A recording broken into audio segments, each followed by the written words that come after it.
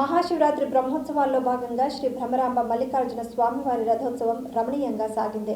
ఈ కార్యక్రమానికి ముందుగా పూజా రథంగా, హోమం రథంగా బలి నిర్వహించారు. అనంతరం స్వామి అమ్మవార్ల ఉత్సవమూర్తులను రథంపైన అధిరోహింపజేసి అంగరంగ వైభవంగా రథోత్సవం నిర్వహించారు. ఈ కార్యక్రమంలో జిల్లా కలెక్టర్ రాజకుమారి, గనియా జాయింట్ కలెక్టర్ విష్ణుచరణ్, దేవస్థానం ఈవో శ్రీనివాసరావు దంపతులు పాల్గొన్నారు.